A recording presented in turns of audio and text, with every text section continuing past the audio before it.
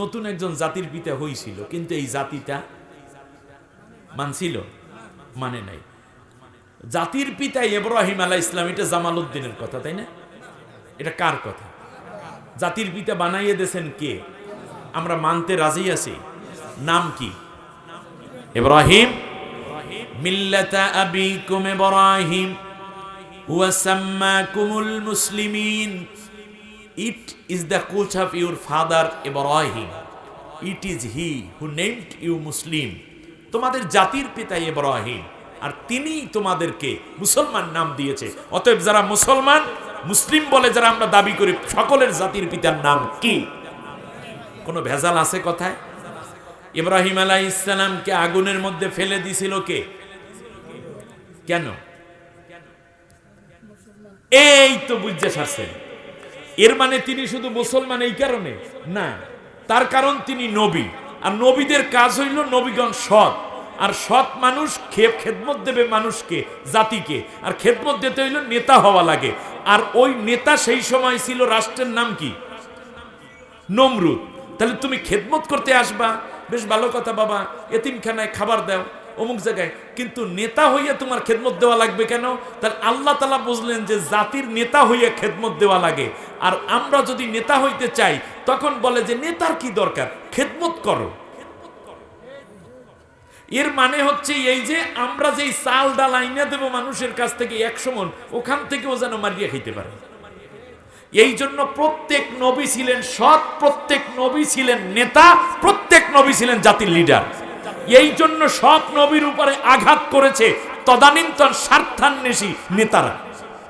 যেমন ইব্রাহিম আলাইহিস সালামকে যে মারে, সেই নেতার নাম কি? নমরুদ রাষ্ট্রের কি কথা কেন? রাষ্ট্রপ্রধান না? আচ্ছা, এখন নমরুদ ইব্রাহিম আলাইহিস সালামের ব্যাপারে আল্লাহ তাআলা বলছেন, রব্বি আতাইতানি মুলকান আযীমা। আল্লাহু আকবার। অন্য আয়াত আছে আতাইনাহু মুলকান আযীমা। আমার ইব্রাহিমকে আমি বিশাল এক রাষ্ট্রের প্রধান হিসাবে তাকে আমি আল্লাহ তাআলা রাষ্ট্র ক্ষমতায় অধিষ্ঠিত করেছিলাম। সুবহানাল্লাহ বলেন। তাহলে ইব্রাহিম আলাইহিস সালামও রাষ্ট্রের কি ছিলেন? নেতা ছিলেন। ইরাক, সিরিয়া, মিশর, জর্দান, ফিলিস্তিন, সৌদি আরব, কাতার, কুয়েত, বাহরাইন, লেবানন সহ মোট 11টা রাষ্ট্রের একজন নেতা, নাম হইল ইব্রাহিম খলিলুল্লাহ। ব্যাস। এবারে আরেকজন নবীর নাম বলি। নবীর নাম মুসা আলাইহিস সালাম। আপনার নাম শুনছেন? বেশ ভালো কথা। মুসা আলাইহিস সালাম তিনি কি শুধু নবী ছিলেন নাকি রাষ্ট্রপ্রধানও ছিলেন? মেহমান আলহামদুলিল্লাহ, আমরা জিজ্ঞেস না করলেও ভালো আছি। পেরেশানির পরেও আপনাদেরকে দেখে ভালো লেগেছে। আমি একটা আয়াত বলি, দেখি আপনারা বোঝেন কিনা। আমি যদি আয়াত বলি তাহলে আমার কথা বলছি না আল্লাহর কথা বলছি? আল্লাহর কথা বলছি। আল্লাহ রাব্বুল আলামিন বলছেন, যখন কোরআনের আলোচনা হয়, যারা বাইরে থাকে, কোরআনের কাছে আসে না, মূলত আমি তাদের জন্য শয়তানকে বন্ধু বানাই দিই। নাউজুবিল্লাহ পড়েন। আল্লাহ তাআলা বলছেন, ওমাই ইয়াশু আন যিকরির রহমানি নুকাইয়িদ লাহু শাইতানা ফাহুয়া লাহু করিন। আল্লাহ নিজে বলছেন যে একদিকে কোরআনের আলোচনা হচ্ছে, বাইরে যারা ঘোরাফেরা করে তাদের জন্য আমি শয়তানকে বন্ধু বানাইয়া দেই, এবং এই শয়তানটাই তার জন্য গাইড হয়ে যায়, তাকে পথ দেখাইতে থাকে। আচ্ছা কালাইয়ার ভাইরা, আপনারা বলেন, শয়তান যদি কাউকে পথ দেখায়, সেটা কি হেদায়েতের পথ না গোমরাহির পথ? মাশাআল্লাহ, আল্লাহ রাব্বুল আলামিন ঠিক সেটাই বলেছেন, ফায়াদিল্লুনাহুম আনিস সাবিলি ওয়া ইয়াহসাবুনা আন্নাহুম মুহতাদুন। এই শয়তান তাকে গোমরা করে ছাড়ে, আর বান্দা মনে মনে ভাবে আমি হেদায়েতের উপরেই আছি। এখন বলুন, কোরআনের আলোচনা হচ্ছে, বাইরে যারা ঘুরছেন তাদেরকে ধরছে কে? আপনাদের কোনো সন্দেহ আছে? শয়তানে ধরা মানুষ যদি দেখতে চান তাহলে তাদেরকে রাস্তায় দেখতে পারেন। কোনো ভেজাল আছে কিনা কথা? এটা তো আল্লাহর কোরআনের কথা, এটা বিশ্বাস রাখতে হবে না? বিশ্বাস না রাখলে সে মোমেন না। এখন আমার কথা হচ্ছে, আপনারা যারা বাইরে আছেন, আজকে একদিনের জন্য শয়তানকে কি পরাজিত করা যাবে না? হ্যাঁ, শয়তানকে আপনারা বিজয় দিবেন না পরাজয় দিবেন? শয়তান বের হয়েছে মাত্র এই 2 দিন আগে। শয়তান বন্দী ছিল, তাই না? শয়তান যখন ছাড়া পাইল, এখন তার কার্যক্রম কমছে না বাড়ছে? বাড়ার পরে প্রথমে ধরতেছে কাদেরকে? এই রাস্তায় যারা আছে, ঠিক কিনা বলেন?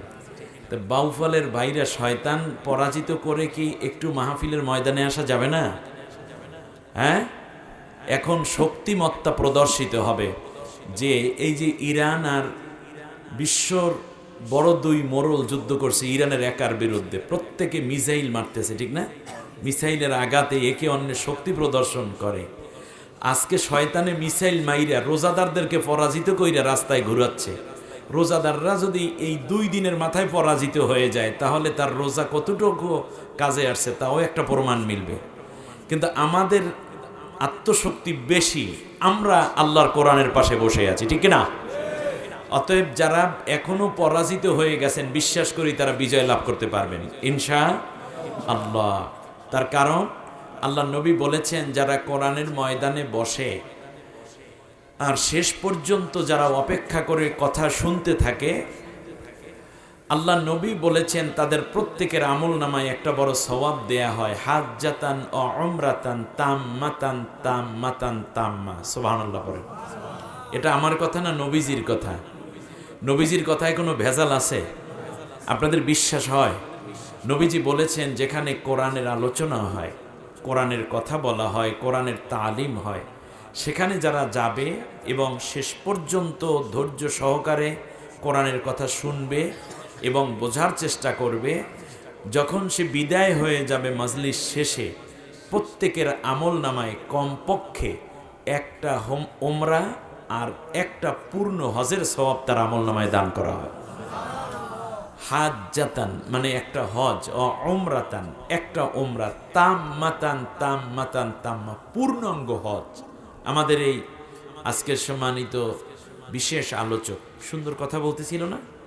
হ্যাঁ, আমার অত্যন্ত স্নেহের মুনতাসির মুজাহিদ, আল্লাহ তাআলা তাকে কোরআনের ময়দানে কোরআনের রাহবার হিসেবে কবুল করুন, বলেন আমিন।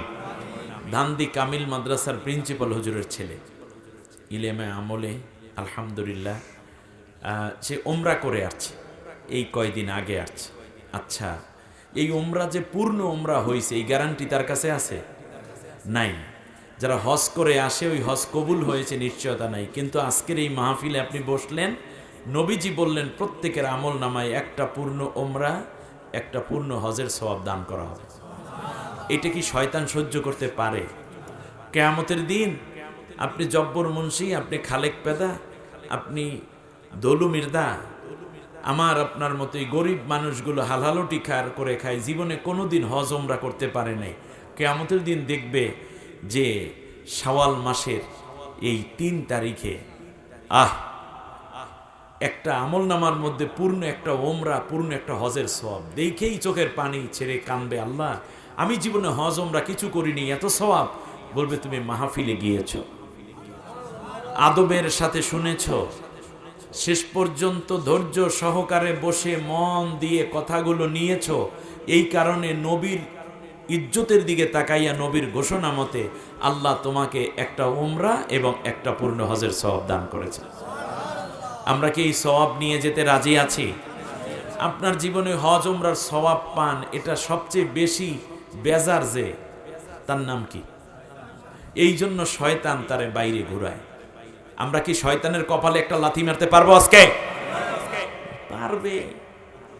এটা বললে হবে না, বলেন লিল্লাহে তাকবীর। এতে হবে না, কণ্ঠ ছেড়ে দেন। যুবকরা একটু জোরে নারায়ে তাকবীর। এই মোটামুটি হইছে, এখন সবাই বসেন। আল্লাহ কবুল না করলে আমি আপনি কেউ আসতে পারবো না। আল্লাহ আমাদের কবুল করেছেন, বলি আলহামদুলিল্লাহ। আলহামদুলিল্লাহ الحمد لله نحمده ونستعينه ونستغفره ونؤمن به ونعوذ بالله من شرور أنفسنا ومن سيئات أعمالنا من يهد الله فلا مضل له ومن يضلل فلن تجد له وليا مرشدا ونشهد أن سيدنا وحبيبنا ومولانا محمدا عبده ورسوله صلى الله عليه وعلى آله وسلم فقد قال الله تبارك وتعالى في كلامه المجيد وفرقانه الحميد أعوذ بالله من الشيطان الرجيم জবান খুলুন আমার সঙ্গে সকলে কণ্ঠ ছেড়ে দিয়ে পড়ুন আল্লাহর কোরআন। কোরআন পড়লে গুনাহ হয় না, সওয়াব হয়। পৃথিবীতে সওয়াবের শ্রেষ্ঠতম কিতাবের নাম কি? প্রত্যেক অক্ষরে কমপক্ষে 10টা করে নেকি। রমজান মাসে 70 থেকে 700 গুণ সওয়াব ছিল। আসুন না সেই কোরআন তেলাওয়াত করব, মন উজাড় করে প্রাণ ভরে সবাই পড়ি। আউযু বিল্লাহি মিনাশ শাইতানির রাজিম বিসমিল্লাহির রহমানির রহিম ইন্নাল্লাহা ওয়া মালাইকাতাহু ইউসাল্লুনা আলান নবী ইয়া আইয়ুহাল্লাযীনা আমানু সাল্লু আলাইহি ওয়া সাল্লিমু তাসলিমা আল্লাহুম্মা সাল্লি আলা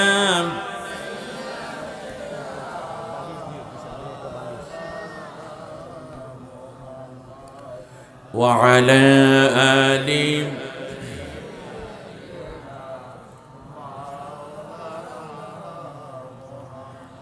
এ দুনিয়া পড়ে রবে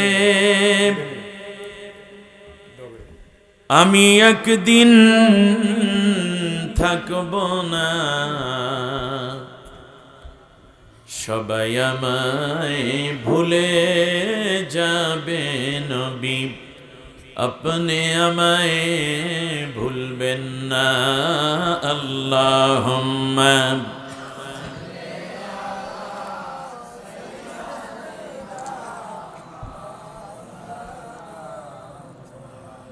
ওয়া আলা আলি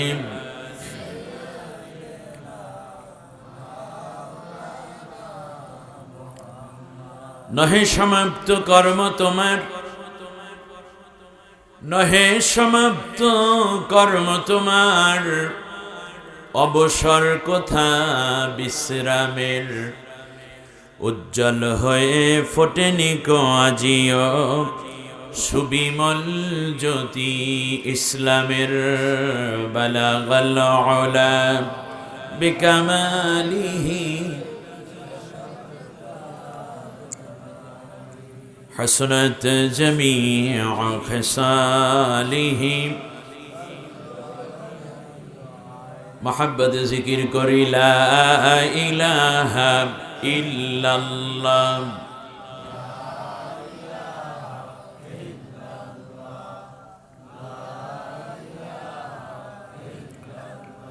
যখন তুমি ছোট্ট ছিলে দাঁত ছিল না মুখে, তরল খাবার দিলেন আল্লাহ মা জননীর বুকে, তোমার মা জননীর বুকে, ঠিক না? সেই আল্লাহ রে ভুইল না রে, ওই আল্লাহ রে ভুইল না রে জীবন যাকার থাক, সেই আল্লাহর বিধান কায়েমে থাকিও সজাগ। আল্লাহ রে ডাক রে বান্দা, আল্লাহ রে ডাক, লা ইলাহা মহব্বতে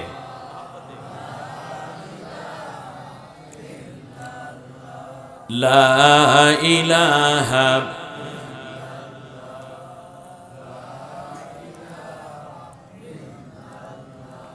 লা ইলাহা ইল্লাল্লাহু মুহাম্মাদুর রাসূলুল্লাহ সাল্লাল্লাহু আলাইহি ওয়াসাল্লাম। পটুয়াখালী জেলার অন্যতম শিক্ষিত, ভদ্র এবং উন্নত চিন্তার লালন ভূমি এই বাউফল উপজেলা, উত্তর কর্পূরকাঠি মৌলভী দলিল উদ্দিন শিকদার বাড়ি কালাইয়ায় মার্কাজুত তাহফিজ হিফজুল কোরআন মাদ্রাসা ও এতিমখানা কর্তৃক আয়োজিত হাফেজ ছাত্রদের দস্তারবন্দি উপলক্ষে তৃতীয় বার্ষিক ওয়াজ মাহফিল সমাপনী অধিবেশন। সম্মানিত সভাপতি, বিশিষ্ট ব্যাংকার, সমাজসেবক, আপনাদের কাছের মানুষ, প্রিয় মানুষ, আমার অত্যন্ত বন্ধু, কলিজার বন্ধু বলবো, জনাব মোহাম্মদ রেজাউল করিম সাহেব। আল্লাহ তাআলা কোরআনের জন্য তাকে জাতির খাদেম হিসেবে কবুল করে নিন। আরও বেশি করে আপনাদের কাছে সম্পৃক্ত হয়ে আপনাদের পাশে থেকে দোয়া নেয়ার মতো তৌফিক আল্লাহ তাকে দান করুন। সুস্থতা এবং দীর্ঘ নেক হায়াত আল্লাহ তাকে মঞ্জুর করুন। খুব গুরুত্বপূর্ণ কথা বলেছেন। আমার আগে আমাদের এই উদীয়মান ইসলামিক আলোচক, ইসলামিক স্কলার, একজন আলেমের সন্তান, নেককার সন্তান, সুবহানাল্লাহ, আমার অত্যন্ত আদরের মুনতাসির মুজাহিদ, একদিকে অনার্স মাস্টার্স করা, অপরদিকে কামেল পাস, এই দিকে ইসলামী আন্দোলন এবং একামতে দ্বীনের একজন পরীক্ষিত মর্দে মুজাহিদ, মানবতার কল্যাণ এবং ইসলামী ভাবধারায় মানুষের সেবায় একেবারে আত্মনিয়োগের দোরগোড়ায় বাউফলের মানুষের কাছে থাকার দীপ্ত বাসনা নিয়ে যিনি আপনাদের কাছে দোয়া চাওয়ার জন্য কথা বলেছেন, আমার স্নেহ আদরের এই মুনতাসির মুজাহিদ, আল্লাহ তাআলা এ জাতির খাদেম হিসাবে তাকে কবুল করুন। প্রত্যেক নবী, সব নবী ছিলেন জাতির খাদেম। সুবহানাল্লাহ বলেন, কি ছিলেন? খাদেম ছিলেন। সব নবী জাতির খেদমত করেছেন। আর খেদমত করতে হলে নেতৃত্ব লাগে। জোরে বলেন, কি লাগে? নেতৃত্ব লাগে। কারণ হচ্ছে, আপনি রাস্তায় যদি একটা কালভার্ট ভাঙ্গা দেখেন বা একটা সাঁকো দেখেন, অথবা সাঁকোটা নাই, তাহলে আপনি পার্সোনাল টাকা দিয়ে সর্বোচ্চ একটা সাঁকো বানিয়ে দিতে পারেন, কালভার্টটা মেরামত করে দিতে পারেন, কিন্তু একজন এমপি চাইলে পুরো রাস্তা সহ কালভার্ট বানাই দিতে পারে, ঠিক না?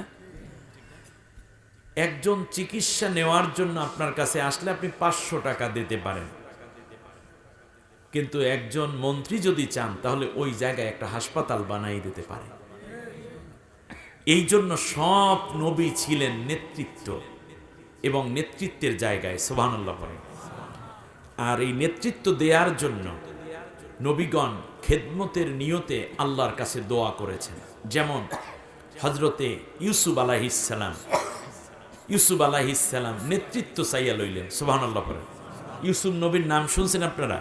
ইউসুফ নবী আলাইহিস সালাম যখন দেখলেন মিশরে বড় দুর্ভিক্ষ আসবে, মিশরে কি আসবে? দুর্ভিক্ষ আসবে। তখন দুর্ভিক্ষ মোকাবেলা করার জন্য মানুষ যেন না খাইয়া মারা না যায়, কষ্টে যেন না পড়ে, সেই জন্য তিনি বিদেশ থেকে 5 কেজি চাল এনে তারপর মানুষের বাড়ি বস্তা বাঁধিয়া দেন নাই, বরং তিনি কি বললেন খেয়াল করেন, ক্বালা জাআলনি আলা খাযাইনিল আরদ ইন্নী হাফিজুন আলীম। সুবহানাল্লাহ।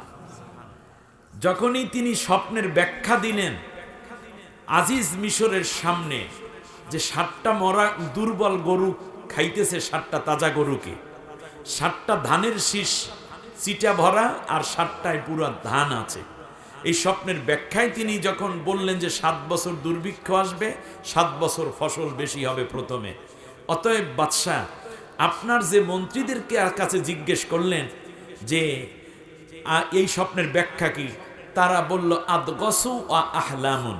এই ব্যাখ্যা হলো বাদশাহ আপনি দেখছেন উল্টাপাল্টা, এটার কোনো মৌলিক অর্থ নাই। অতএব এই দুর্নীতিবাজ মন্ত্রীদের কাছে যদি আপনি রাজত্ব দেন, তাহলে ওরা ধান চাল পাচার কইরা শেষ পর্যন্ত নিজের দল, নিজের মত এবং নিজেদেরকে প্রতিষ্ঠিত করবে, বাড়ি গাড়ি করে বিদেশে পালাই যাইবে। কিন্তু আমার কাছে দেন, এই খাদ্য মন্ত্রণালয়, দুর্ভিক্ষের সময় সবচেয়ে বেশি প্রয়োজন কিসের? ঘরবাড়ি, জামা কাপড়, আতর, সোনাদানার দরকার কি? খাদ্যের। তাহলে এই খাদ্যের সংকট মোকাবেলা করার জন্য আমার কাছে দায়িত্ব দেন খাদ্য মন্ত্রণালয়। সুবহানাল্লাহ বলেন।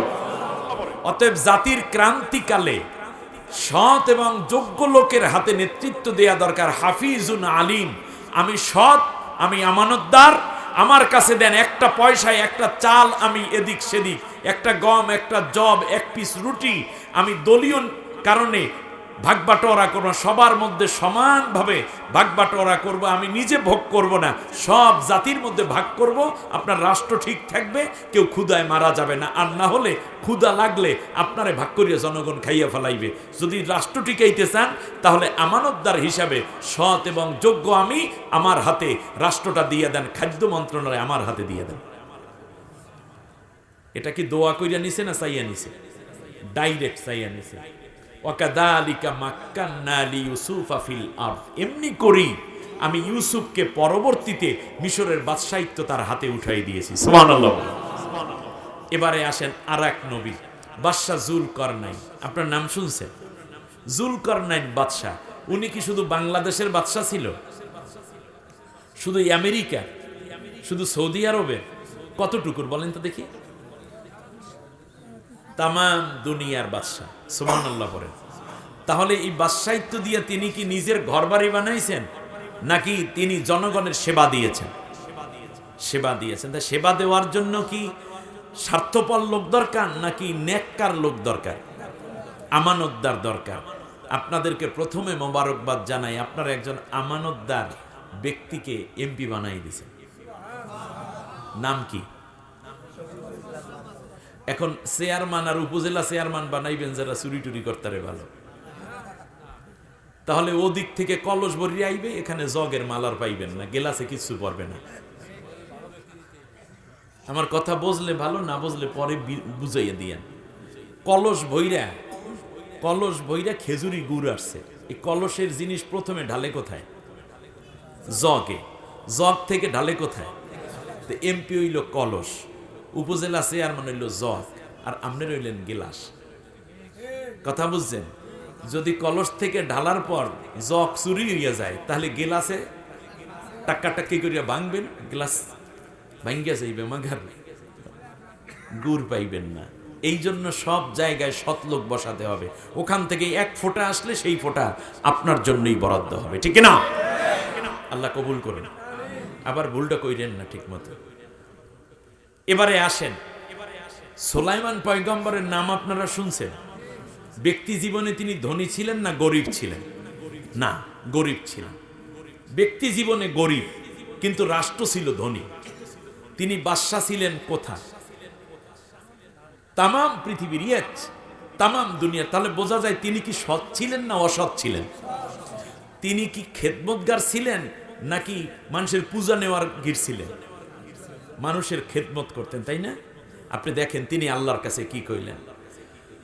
ক্বালা রব্বি আতাইতানি মুলকান লা ইয়ামবাগি লি আহাদিম মিনাল আলামিন। সূরা আম্বিয়ার মধ্যে হযরতে সুলাইমান আলাইহিস সালাম আল্লাহর কাছে রাষ্ট্র ক্ষমতা চাইতে আছে, আল্লাহ তুমি আমাকে এমন একটা রাষ্ট্র দাও যেই রাষ্ট্র পৃথিবীতে কেউ পায় নাই, যেই ক্ষমতা কেউ পায় নাই। সুবহানাল্লাহ বলেন। এই সুলাইমান পয়গম্বর যেই দিন ইন্তেকাল হয়ে যাবেন, তার আগে আল্লাহ রাব্বুল আলামিনের কাছে বললেন, আল্লাহ তুমি আমাকে একটা তৌফিক দাও, আমি দামি একটা মসজিদ বানাইয়া দিতে চাই। কি বানায়? তা নেককার লোক ক্ষমতায় আসলে কি বানায়? মসজিদ বানায়। আমরাও চেষ্টা করব মাসুদ ভাই, ডক্টর শফিকুল ইসলাম মাসুদ এমপি মহোদয় যেন তার এলাকায় মসজিদ, মাদ্রাসা, দাতব্য চিকিৎসালয় ইত্যাদি নেক কাজ যেন বেশি করে করতে পারে। আমরা দোয়া করব। আমিন। এখন মসজিদ একটা বানাইবেন, তাই বলে কোন শুধু মসজিদই বানাইতেন, আর কিছু বানাইতেন না নাকি? মিম মাহারিবা ওয়া তামাসিলা ওয়া জিফানিন কাল জাওয়ারিদ, বড় বড় বিল্ডিং, বিশাল বিশাল ব্রিজ, বড় বড় ডেক থাকতো, 1 লাখ 2 লাখ মানুষ খাইতে পারতো এইরকম পাতিল ছিল। তিনি কাজ করাইতেন, ইয়ামালুনা মিনাল জিন্নি ওয়াল ইনসি ওয়াত তয়রি, জিন দিয়া কাজ করাইতেন, পাখি দিয়া কাজ করাইতেন, এবং তিনি মানুষ দিয়া কাজ করাইতেন। সুবহানাল্লাহ। জিনকে শুধু বলতো, এই আজকে এই মৌলভী দলিল উদ্দিন শিকদার বাড়ির দরজায় মানুষজন গেছে, ওখানে চইলা যাও, 1000 মানুষের জন্য রান্না বান্না কইরা নিয়ে যাও। জিনেরা রান্না কইরা 2টা গরু, 5টা খাসি, 100টা মুরগি, এই মনে করেন মানে 5 মণ চাল, এরপরে 3 মণ ডাল, 2 মণ আলু, মশলাপাতি দিয়ে রান্না বান্না কইরা ডেকটারে দইরা ওই পাশে রাখিয়া দিত। কখন আইতো কখন যাইতো কেউ জানতো না। জনগণ বইসা রইছে, প্যাকেট প্রত্যেকে রাতে পয়সা গেছে, দেখাও যায় না জিনেরা, ঠিক না? এইরকম জিন দিয়ে কাজ করাইতেন। আল্লাহু আকবার। ডুবুরির কাজ করাইতেন। বর্তমানে সাবমেরিন, এই আয়াতের উপর ভিত্তি করে, আয়াত উপর ভিত্তি করে সাবমেরিন বানানো হয়েছে। এবার আপনি আসেন, তামাম দুনিয়ার বাদশা, তিনি সব প্রাণীর কথা বুঝতেন। সুবহানাল্লাহ বলেন। চন্দ্র সূর্য কি বলে তাও তিনি বুঝতে পারতেন। ব্যাস, তাহলে তামাম দুনিয়ার বাদশা কি করছেন? নিজে বিল্ডিং বানাইছে না মানুষের খেদমত দিয়েছে? তাহলে মানুষের খেদমত করতে হলে কি লাগে? ক্ষমতা লাগে। এবার আসেন, আমাদের জাতির পিতা নাম কি? নতুন একজন জাতির পিতা হইছিল, কিন্তু এই জাতিটা মানছিল? মানে নাই। জাতির পিতা ইব্রাহিম আলাইহিস সালাম, এটা জামাল উদ্দিনের কথা, তাই না? এটা কার কথা? জাতির পিতা বানাইয়ে দিয়েছেন কে? আমরা মানতে রাজি আছি। নাম কি? ইব্রাহিম। মিল্লাতা আবিকুম ইব্রাহিম হুয়া সাম্মাকুমুল মুসলিমিন।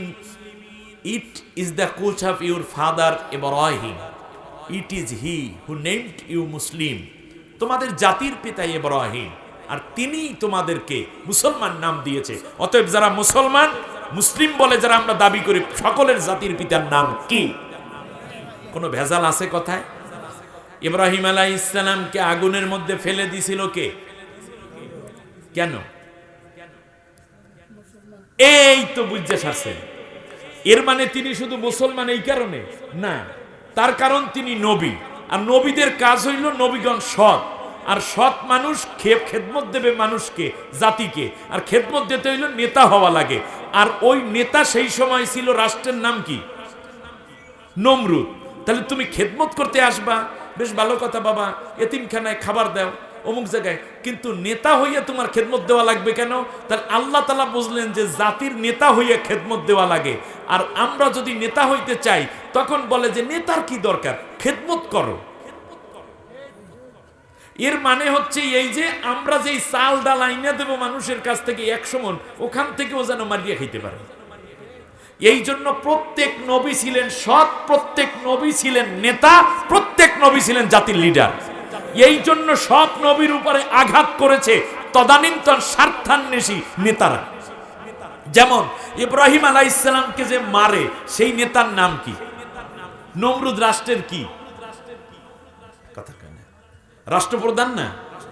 আচ্ছা, এখন নমরুদ মুসা ইব্রাহিম আলাইহিস সালামের ব্যাপারে আল্লাহ তাআলা বলছেন, রব্বি আতাইতানি মুলকান আযীমা। আল্লাহু আকবার। অন্য আয়াত আছে আতাইনাহু মুলকান আযীমা। আমার ইব্রাহিমকে আমি বিশাল এক রাষ্ট্র প্রধান হিসেবে তাকে আমি আল্লাহ তাআলা রাষ্ট্র ক্ষমতায় অধিষ্ঠিত করেছিলাম। সুবহানাল্লাহ বলেন। তাহলে মুসা ইব্রাহিম আলাইহিস সালামও রাষ্ট্রের কি ছিলেন? নেতা ছিলেন।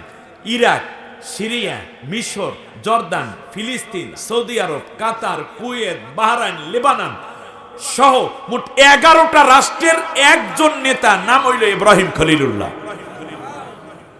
ব্যাস। এবারে আরেকজন নবীর নাম বলি। নবীর নাম মুসা আলাইহিস সালাম। আপনার নাম শুনছেন? বেশ ভালো কথা। মুসা আলাইহিস সালাম তিনি কি শুধু নবী ছিলেন নাকি রাষ্ট্রপ্রধানও ছিলেন? রাষ্ট্রপ্রধানও ছিলেন। কেমনে? আপনি দেখেন, মিশরের প্রেসিডেন্টের নাম তখন ছিল কে? ফেরাউন। আচ্ছা, মুসা আলাইহিস সালামকে মারতে চায়, হত্যা করতে চায়, পানির মধ্যে চুবাইয়া মারতে চায়, যে তার নাম কি? ফেরাউন। তাহলে মুসা আলাইহিস সালামকে ফেরাউন মারে কেন? তার কারণ ফেরাউন জানে যে আমি যেই নেতা, আমি হইলাম দুর্নীতিবাজ নেতা, আমি হইলাম অত্যাচারী নেতা। আর এই জায়গাটায় খেদমত করার জন্য ইখলাসের সাথে, নির্মোহ সততার সাথে, আমানতদারিতার সাথে খেদমত দিতে আসতেছে যে তার নাম হইল মুসা। যেহেতু মুসা নবী হয়ে আসবেন, একদিকে তিনি জাতির খাদেম, আর একদিকে তিনি সৎ খাদেম। সুবহানাল্লাহ বলেন। খাদেম দুই প্রকার, এক প্রকার হইল খাউন্যা খাদেম, আর এক হইল দিউন্যা খাদেম। আপনারা খাদেম পাইছেন খাউন্যা না দিউন্যা? আরো জোরে কর, খারাপ লাগছে? তাহলে আমরা খাদেম বানাবো সব জায়গায় কি? দিউন্যা খাদেম। খাদেম মানে কি? যে খেদমত দেয়। ঠিক আছে কি না? অতএব দেওয়ার মতো খাদেম যদি আমরা সব জায়গায় দেই তাহলে না আমরা পাবো। তো ইব্রাহিম ইসমাইল মুসা আলাইহিস সালাম ছিলেন কি খাওয়ার খাদেম না দেওয়ার খাদেম? দেওয়ার খাদেম। তো দেওয়ার খাদেম যখন আসছে, সাথে সাথে স্বপ্নে আগেই জানাইয়া দিয়েছে ৮০,০০০ শিশুকে হত্যা করে শেষ করে দিছিল। আপনারা জানেন কিনা? তার কারণ আসল খাদেম যেন আসতে না পারে। এই জন্য রাষ্ট্রের মধ্যে যারা খাওয়াল খাদেম, তারা চায় না দেওয়ার খাদেম আসুক। এই জন্য তাদেরকে মাইরা ফেলায়। ওই জন্যই আল্লামা সাইদিকে জেলের ভিতর ঢুকাইয়া রাখা হয়েছিল। ওই জন্যই আলী হাসান, মোহাম্মদ মুজাহিদ সহ অনেক নেককার লোকদেরকে শেষ করে দেয়া হয়েছিল। কথাগুলো আপনাদের কাছে খারাপ লাগতেছে মনে হয়। অতএব দেওয়ার খাদেম পাইয়া গেছেন। এখন 5 বছরে কি দেয় আমরা সেই অপেক্ষায় আছি। তবে একটা কথা বলতে পারি আজও, যে খাইবে না, আপনাদেরকে দেবে ইনশাআল্লাহ। দেওয়ার আসল মালিক কে? এখন দেখেন, তাহলে উনিও খেদমত করে, আর একজন খাদেম আসবে, বরদাস্ত করতে পারে নাই, তারে মাইরা ফেলাও। কাকে? মুসা আলাইহিস সালামকে। এখন মুসা আলাইহিস সালামকে আল্লাহ তাআলা বলতেছেন যে আমি মুসাকে অনেক বড় রাজত্ব দিয়ে তাকে সম্মানিত করেছি। সুবহানাল্লাহ বলেন। আচ্ছা, এবারে কালের আবর্তে অনেক বড় লম্বা আলোচনা না করে সংক্ষেপে আসি। আমাদের নবী মুহাম্মদুর, তিনি কি শুধু নবী ছিলেন না খাদেম ছিলেন? নবুয়ত পাওয়ার আগেও তিনি কি করেছেন? খাদেম ছিলেন। তিনি খেদমত দিতেন হিলফুল ফুজুল সংগঠনের মাধ্যমে। তিনি খাইতেন না দিতেন? তো নবীর হওয়ার আগেও তিনি কি ছিলেন? খাদেম ছিলেন। এখন বলেন, নবী কি অসৎ খাদেম ছিলেন না সৎ খাদেম ছিলেন? অযোগ্য খাদেম ছিলেন না যোগ্য খাদেম ছিলেন? এই জন্য সৎ লোকের শাসন, যোগ্য লোকের নেতৃত্ব। ঠিক আছে? এবার নবী সাল্লাল্লাহু আলাইহি ওয়াসাল্লাম 23 বছর খেদমত দিলেন হিলফুল ফুজুলের মাধ্যমে। ইয়াতিম, অসহায়, দুস্থ মানুষের বাড়ি বাড়ি খাবার পৌঁছাই দিতেন, চিকিৎসা বাধা দিতেন, ঋণ মওকুফের ব্যবস্থা করতেন। এবার তিনি নবুয়ত পাইলেন। নবুয়ত পাওয়ার সাথে বলুন তো দেখি, সবচেয়ে বেশি নবীকে যে কষ্ট দিছে তার নাম কি? আবু জাহেল। আবু জাহেল রাষ্ট্রের কি নেতা? রাষ্ট্রের প্রধান। তাহলে বোঝা যায় নবীগণ নবী হওয়ার পরে খেদমত দিতে বেশি মনোযোগী ছিলেন। অতএব বোঝা যায় জাতির খেদমত দেয়া যেমন নবীওয়ালা কাজ, নেতৃত্ব নিয়ে খেদমত দেওয়াও নবীওয়ালা কাজ। অতএব যারা জাতির খেদমত দিতে আসেন তারা নবীওয়ালা কাজ করেন, আবার সততার সাথে দায়িত্ব পালন করেন, এটাও নবীওয়ালা কাজ। আল্লাহ নবী সাল্লাল্লাহু আলাইহি ওয়াসাল্লাম মদিনার রাষ্ট্রপ্রধান হয়ে গেলেন, সুবহানাল্লাহ বলেন। কোথার বলেন দেখি? নবী কি রাষ্ট্র ক্ষমতা চায় নাই? রব্বি আদখিলনি মুদখালা সিদকিন ওয়া আখরিজনি মুখরাজা সিদক ওয়াজআলনি মিন লাদুনকা সুলতানান নাসীরা। সূরা বনী ইসরাঈলে আল্লাহ রাব্বুল আলামিন বলেন, আমার নবী মুহাম্মদুর রাসূলুল্লাহ যেই দিন মদিনায় প্রবেশ করতে গেলেন, তিনি বললেন, আল্লাহ সততার সাথে এই মদিনায় তুমি আমাকে প্রবেশ করাও, সততার সাথে দায়িত্ব পালনের তৌফিক দাও। আল্লাহ একদিন সততার সাথে আমি যেন বের হতে পারি, তৌফিক দিও। আল্লাহ শেষবারে তোমার কাছে আমি চাই, আমাকে তুমি একটা রাজত্ব দান করো, যার দ্বারা আমি মানুষকে সেবা করার কাজ সহজ হয়ে যাবে। সেবা করার নাসিরা মানে রাষ্ট্র ক্ষমতা সাহায্যকারী একটা রাষ্ট্র ক্ষমতা দাও, যার দ্বারা আমি সব মানুষের সেবা দান করতে পারবো। সুবহানাল্লাহ। আমার ভাইরা দেখেন, রাষ্ট্র ক্ষমতায় গেলে কি হয়, সেই নেতৃত্বের জায়গায় যদি সৎ লোক থাকে। দেখুন রাসূল সাল্লাল্লাহু আলাইহি ওয়াসাল্লাম মদিনার রাষ্ট্রপ্রধান, সুবহানাল্লাহ। কোন জায়গায়? রাষ্ট্রপ্রধানের সম্পদের তো অভাব থাকার কথা না, কিন্তু নবীর কি ছিল একটু খেয়াল করেন। রাসূল সাল্লাল্লাহু আলাইহি ওয়াসাল্লাম মদিনায় দেখলেন দুর্ভিক্ষ এসে গেছে। কোথায়? মদিনায় কিছুটা দুর্ভিক্ষ। আল্লাহর নবী ডোল শহরত করে জানাইয়া দিলেন, মদিনায় যার যার সাহায্য দরকার তারা মসজিদে নববীতে হাজির হয়ে যাও। আর বিভিন্ন জায়গায় জায়গায় নবী সাহাবীদেরকে নিয়োজিত করে দিলেন, তোমরাও দিবা।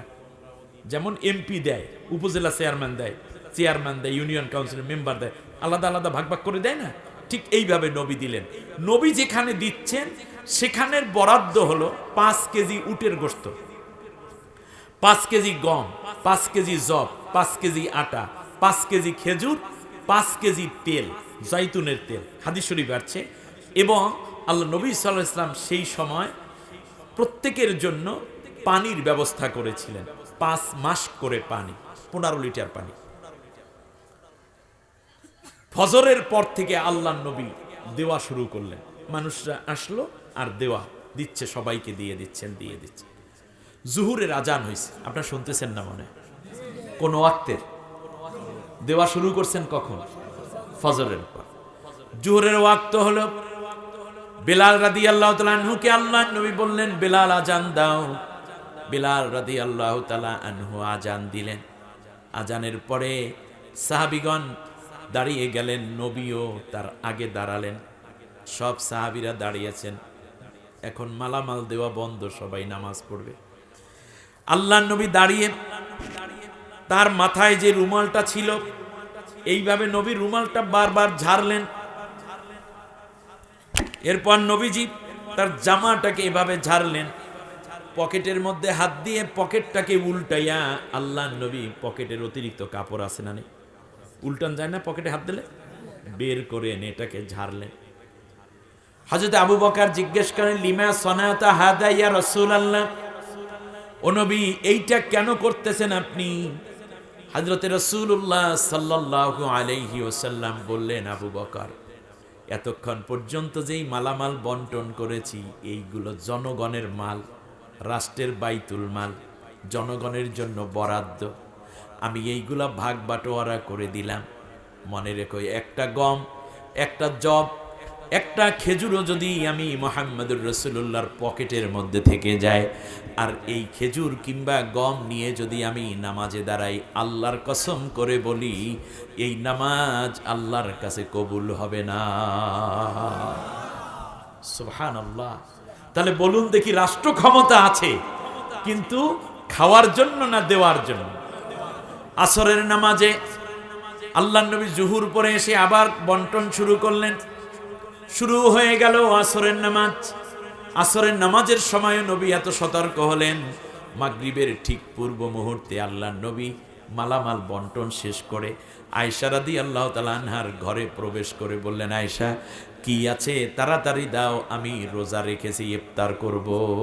সুবহানাল্লাহ। এর মানে এই দিন নবী কি রোজাদার। আয়েশা রাদিয়াল্লাহু তাআলা আনহা এক গ্লাস পানি আর একটা খেজুর এনে বিশ্বনবীর সামনে পেশ করলেন। চোখের পানি ছেড়ে বলল, আল্লাহর কসম ইয়া রাসূলুল্লাহ, একটা মাত্র খেজুর আর এক গ্লাস পানি ছাড়া বিশ্বনবীর ঘরে বাড়তি কোনো খাবার নাই। সুবহানাল্লাহ। খাওয়ার জন্য না দেওয়ার জন্য নেতৃত্ব? দেওয়ার জন্য। এজন্য আল্লাহর আইন এবং সৎ লোকের শাসন, এই শব্দ দুইটাকে আমাদের কোনো দলীয় স্লোগান নয়, এটা হবে আমাদের ইমানের স্লোগান। ঠিক না বলেন? বিশ্বনবী সাল্লাল্লাহু আলাইহি ওয়াসাল্লাম যেদিন ওফাত হয়ে যাবেন, আল্লাহর নবী জিজ্ঞেস করেন, আয়েশা আমার ঘরে কি আছে? বলল, রাসূল আপনার ঘরে 2 কেজি গম আছে। কয় কেজি গম? 7টা খেজুর, 5টা দিনার আছে। আল্লাহর নবী বললেন, আয়েশা এই 5টা দিরহাম যা আছে সব গরিবের মধ্যে বন্টন করে দাও, আমার ঘরে 5টা দিরহাম থাকবে। এই অবস্থায় আমি আল্লাহর কাছে হাজির হতে চাই না। নবীর ঘরটা অনেক চাকচিক্যময় ছিল না, এমন ছিল যে যদি বৃষ্টি হতো তাহলে খুরমা খেজুরের পাতার ফাঁক দিয়ে ঘরে পানি পড়ত। ওমর রাদিয়াল্লাহু তাআলা আনহু অর্ধেক পৃথিবী শাসন করেছেন, বলুন তিনি কি অনেক ধনী ছিলেন? না। একটা ঘটনা বলি শুধু, তাহলে আপনারা বুঝতে পারবেন। একবার ইয়ামেন থেকে 10 জন লোক আসছে, তামাম বিশ্বের পরাক্রমশালী এক বাদশা, এত বড় শক্তিশালী যে ওমরের কথায় বাঘ মহিষে এক ঘাটে পানি খায়, এত সুন্দর চুরি নাই ডাকাতি নাই তার রাষ্ট্রের মধ্যে, কেমন তারা দেখতে আসছে। এসে দরজায় যখন দাঁড়ালো, শুনতে পেল ওমর একটু ঘুমাচ্ছে জুহুরের নামাজের পর। লোকগুলো ওমরের ঘরের কাছে গিয়ে সালাম দিল। ওমর রাদিয়াল্লাহু তাআলা আনহু উঠলেন, মাথা দিয়েছেন বালিশে না পাথরের উপরে। এই শরীরের ঘাম, ঘুমাইলে মানুষের কিন্তু ঘাম দেয়, বিশেষ করে যখন আপনার উন্না সিজন, উন্না বোঝেন মানে এই সিজন না, চৈত্র বৈশাখ মাস, এই সিজন যখন হয় গরমের দিনে, আর ওই পাথরের উপরে ঘাম বেয়ে বেয়ে পড়ছে। ওমর রাদিয়াল্লাহু তাআলা উঠলেন, ঘাম এভাবে মুছতে মুছতে বের হইলেন লোকগুলোর দিকে। আমি গল্প বলছি না, কিন্তু হাদিস থেকে, জীবনী থেকে আলোচনা করছি। যখন এই কথাগুলো দেখতে পেলেন, ওমর রাদিয়াল্লাহু তাআলা আনহু, আহলান সাহলা, আপনারা আসছেন, খুব ভালো কাজ। বেশ, আসলো। আসার পরে লোকগুলোকে বসালেন। দুপুরবেলা 2টা না খাওয়া দিলে হয়? খাওয়া না দিলে হয়? হয় না। বসতে দিলেন, প্রত্যেককে দিলেন একটা করে খেজুর, একটা রুটি আর জৈতুনের তেল। বলেন কি কি দিছেন? একটা রুটি, একটা খেজুর আর একটা 1 চামচ করে জাইতুনের তেল। লোকগুলো মনে করেছে আসল খাবার এখনো আসে নাই। এটা কার বাড়ি? ওমরের বাড়ি, মুসলিম জাহানের খলিফা। আমরা অনেক সময় এমপির বাড়ি, মাত্র একটা বিস্কুট আর চা দেবে, এটা কোনো কথা হইল? মুরগি, পোলাও, রোস্ট, ব্রোস্ট, হ্যাঁ, কালিয়া, কোপ্তা, কাবাব, স্বামী কাবাব, ফালুদা, রেজালা, এরপরে রুটি আসবে, এরপরে একটু গ্রিল দিয়ে খাবো, শেষকালে একটু ফুসপানি থাকবে। ফুসপানি বোঝেন? একটু 7 আপ। এটা এমপি, নতুন এমপি হয়ে আসছে তার বাড়িতে। কিন্তু ওমর রাদিয়াল্লাহু তাআলা আনহু এখন আর কোনো খাবার দেয় না। তো ওই লোকগুলো খাইতেছে রুটি দিয়ে, জাইতুনের তেল দিয়ে আর খেজুর খাইয়া, মুখটা অর্ধেক পরিমাণ রুটি খাইয়া নাড়াচাড়া করতেছে। আরো খাবার, কমপক্ষে দুম্বার গোস্ত, উটের গোস্ত, বকরির গোস্ত আসবে, তো আসতেই পারে, তাই না? তো কিছুই আসে না। ওমর রাদিয়াল্লাহু তাআলা ঘরের মধ্যে থেকে খেয়ে এসে বলতেছে, লিমাযা লা তাকুলুন, তোমরা খাও না কে? তাই ওমর, এইটাই কি খাবার? আর কোনো খাবার টাবার নাই? আমি ওমর বৎসরে 3 দিন গোস্ত খাই। কোন 3 দিন বলেন তো দেখি? কোরবানির 3 দিন। আর কেউ যদি আমাকে দাওয়াত দিয়ে গোস্ত খাওয়ায় তাহলে আমি গোস্ত খাই, আর না হইলে আমি এটা খাই না। আমি ওমর শুধুমাত্র জাইতুনের তেল আর রুটি দিয়া বছর পার কইরা দেই। তার কারণ, যদি কোনো ব্যক্তি আমার রাষ্ট্রে এমন থাকে যে খেজুরও সে পায় নাই, আর আমি যদি রুটি খেজুর দিয়ে খাই, তাহলে কিয়ামতের দিন ওই ব্যক্তি আমার বিরুদ্ধে মামলা করবে। আল্লাহ গো, ওমর খাইছে খেজুর দিয়ে রুটি আর আমি খাইছি খালি রুটি, তাই ওমর আমার চেয়ে বেশি খাইলো কেন? তোমার কাছে জবাবদিহিতা ওমর যেন কইরা তারপর আমার সামনে থেকে যায়। সুবহানাল্লাহ, আর একটু জোরে হওয়ার কথা ছিল না? এই রকম নেতা আমরা কি চাই? আল্লাহ যেন কবুল করেন, আল্লাহ যেন দেখার তৌফিক দেন। সম্মানিত ভাইয়েরা, এত কিছুর পরে আমি সংক্ষেপে একটা ছোট্ট সিলেবাস দিয়ে আলোচনা শেষ করে দেই। আপনারা অনেক কষ্ট করে আসছেন দূর দরাজ থেকে, কুয়াশা পড়ছে, বৃষ্টি হওয়ার কারণে লোকজন একটু কম হয়ে গেছে। কোনো অসুবিধা নাই, আমার লোক দরকার নাই, মানুষ দরকার। দেশে লোকের অভাব নাই, মানুষের অভাব। ভাইরা, বাউফলের বাইরে অনেক জ্ঞানী, আপনারা বলেন লোক আর মানুষ এই দুইটার মধ্যে পার্থক্য আছে না নেই? এই দুই দলের মধ্যে ভালো কে? লোক ভালো না মানুষ ভালো? আমরা কি হইলাম? আমরা কি লোক থাকবো না মানুষ হব? আল্লাহ যেন মানুষ হওয়ার তৌফিক দেন, বলেন আমিন। মানুষ, হুশ থাকলে মানুষ। এবার খেয়াল করি আমরা, এই মানুষগুলো জাহান্নামে যাবে চার কারণে। আপনারা কি জান্নাতে যেতে চান, জাহান্নামে যেতে চান, না জান্নাতে যেতে চান? দোজখে যাইতে চান না বেহেশতে যাইতে চান? বেহেশতে যাইতে হলে চারটা কাজ ছাইরা দিতে হবে। কয়টা কাজ? চারটা কাজ। চারটা আমল যদি আমাদের মধ্যে থাকে, তাহলে আমরা আজ থেকে সেই আমলগুলো বাদ দিলে আমরা বেহেশতি মানুষ হয়ে যাব। সবাই রেডি? আলোচনা শুনতে রাজি আছেন? বাস আমার সাথে পড়েন। আউযু বিল্লাহি মিনাশ শাইতানির রাজিম। বিসমিল্লাহির রহমানির রহিম। ফি জান্নাতি ইয়াতাসাআলুনা আনিল মুজরিমিন। মা সালাকাকুম ফি সাকার? قالوا لم نك من المصلين ولم نك نطعم المسكين وكنا نخوض مع الخائضين وكنا نكذب بيوم الدين آمنت بالله। অর্থ হচ্ছে জান্নাত এবং জাহান্নামের হাসরের ময়দানে চিহ্নিত করার জন্য মাঝখানে একটা জায়গা থাকবে। ওই জায়গার নাম হইল আরাফ। জায়গার নাম কি? আরাফ। এখান থেকে জান্নাতি মানুষগুলো নূরের চেহারা হয়ে যাবে, জান্নাতের পোশাক আল্লাহ পরাইয়া দিবেন। তারা জান্নাতের সিঁড়িতে আরোহণ করে দাঁড়াইয়া এক টানে জান্নাতের দিকে রওনা করবে। আল্লাহ যেন তাদের সাথে আমাদেরকেও শামিল থাকার তৌফিক দেন। আর একটু জোরে বলি আমিন। জান্নাতের সিঁড়ি যখন উপরের দিকে উঠতে থাকে, জান্নাতি মানুষগুলো এক নজর তাকাইবে, নিচের দিকে তাকিয়ে দেখবে আপনজন, প্রিয়জন, পরিচিত জন, এলাকার মানুষ, রক্তের বান্ধব জাহান্নামের মধ্যে পড়ে আছে।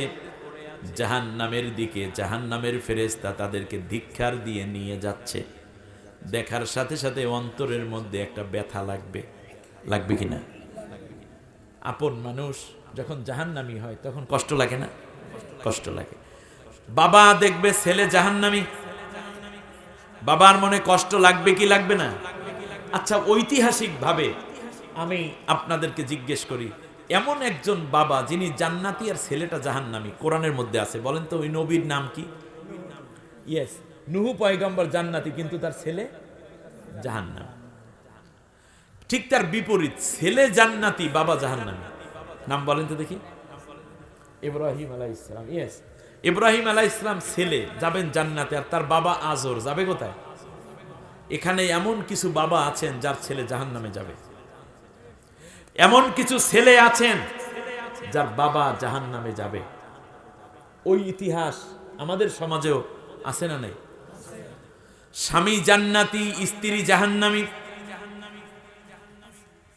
বলেন তো কোরআনের মধ্যে আছে। নূহ আলাইহিস সালাম, লূত আলাইহিস সালাম, দুইজনের স্ত্রী জান্নাতি না জাহান্নামী? জাহান্নামী।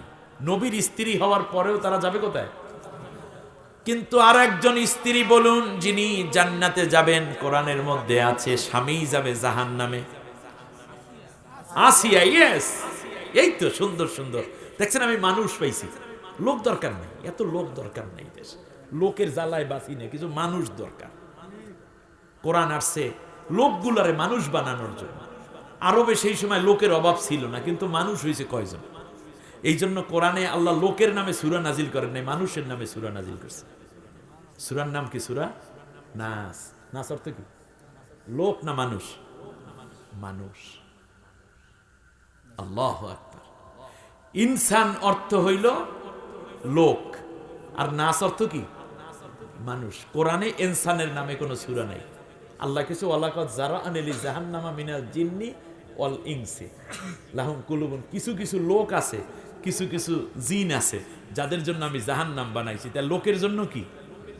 জাহান্নাম। আর মানুষের জন্য কি? জান্নাত। মানুষ আর লোক দেখেন না, ঘরের মধ্যে ইব্রাহিম আলাইহিস সালাম মানুষ, আর তার বাবা কি?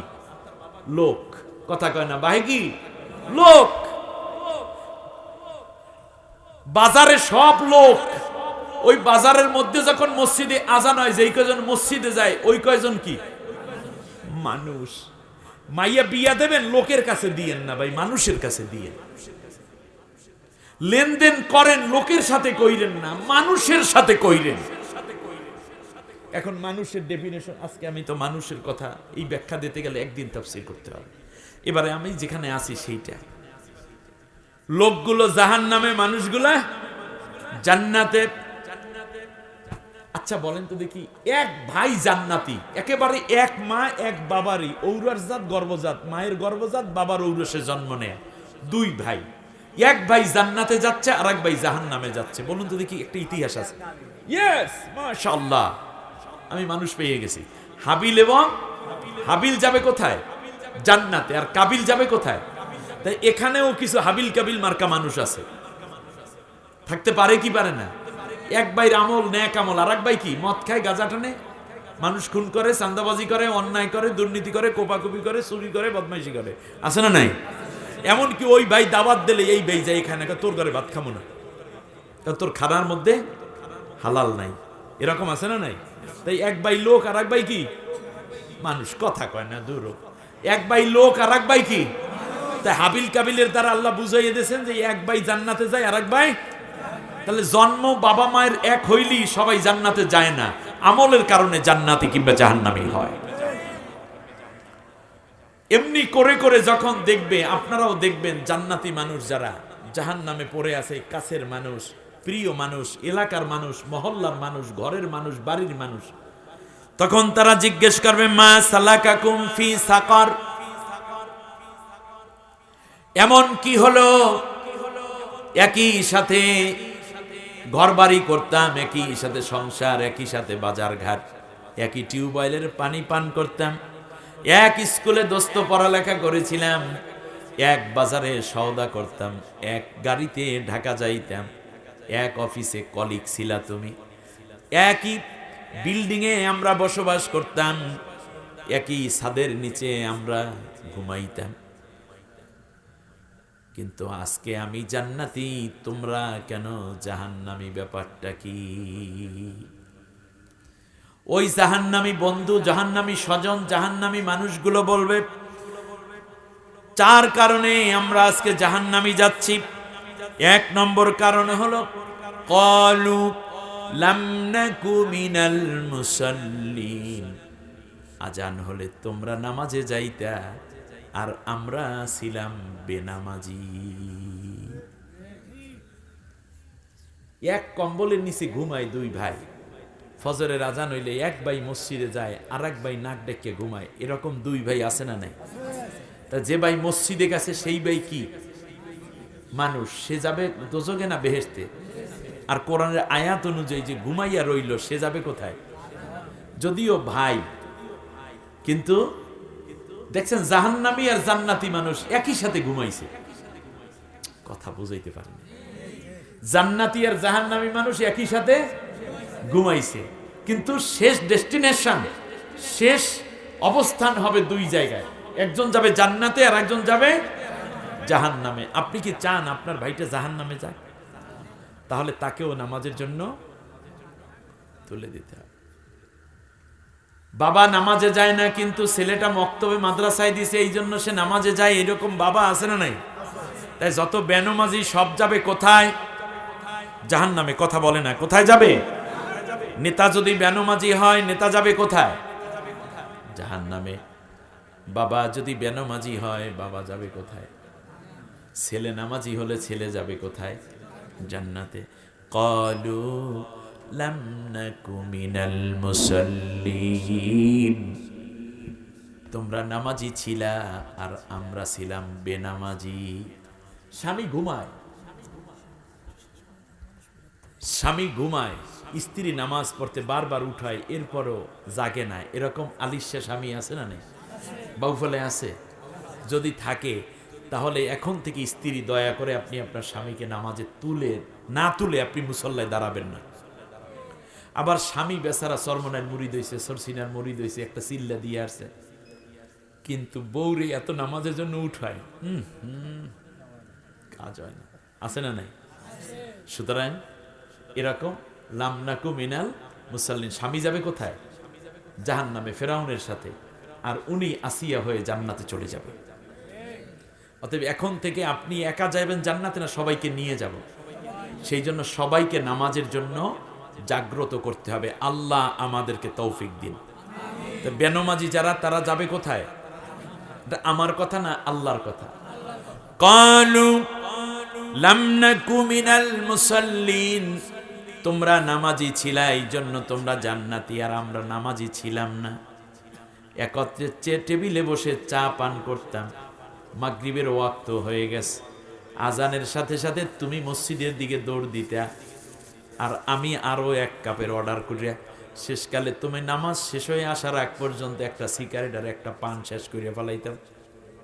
এরকম কিছু লোক আছে না বাজারে? আছে। এরা যাবে কোথায়? এখন এখানে কিছু লোক আছেন যারা আগে নামাজ পড়তেন, মাঝে মাঝে পড়েন, মাঝে মাঝে পড়েন না। এই রমজানটা ঠিক মতো নামাজ পড়ছেন, কিন্তু যেই দিন ঈদটা হইছে ওই দিন জোহরের নামাজি কাজা। এরকম কিছু নামাজি আছেন না? বলেন দেখি, নামাজ কি 5 ওয়াক্ত দৈনিক নাকি 4 ওয়াক্ত? এই 5 ওয়াক্ত 5 পুরা না করলে তার নামাজ আল্লাহর কাছে কবুল হবে না। আজ থেকে কি ওয়াদা করা যায় যে আল্লাহ আমার বাকি জীবন, যেহেতু বেনমাজি হইলে জাহান্নামে যাওয়া নিশ্চিত, সুতরাং আমি জান্নাতে যেতে চাই, আজ থেকে 1 ওয়াক্ত নামাজও আর তরক করব না। এই ওয়াদা করতে পারবেন? 2টা হাত উঁচু করেন, সবাই বলেন আল্লাহ। আরো জোরে, আল্লাহ তোমার নামে ওয়াদা করলাম, কসম করলাম, যতদিন মালাকুল মউত আমার শিয়রের পাশে না আসে ততদিন ফরজ নামাজ, ফরজ রোজা আর ছেড়ে দেব না, আর ছেড়ে দেব না। আওয়াজ দিয়ে বলেন আল্লাহ এই ওয়াদার উপর আমার বাকি জীবন যাপন করার তৌফিক দাও। আমিন আমিন ইয়া রাব্বাল আলামিন। 1 নম্বর, লাম নাকু মিনাল মুসাল্লিন। আপনার ওয়াদা যদি আজকে সত্য হয় তাহলে আগের নামাজের যত গুনাহ হয়েছে সব গুনাহ আল্লাহ মাফ করে দিয়েছে। ওয়ায়ুবাদদিলুল্লাহু সাইয়্যাতিহিম হাসানাত।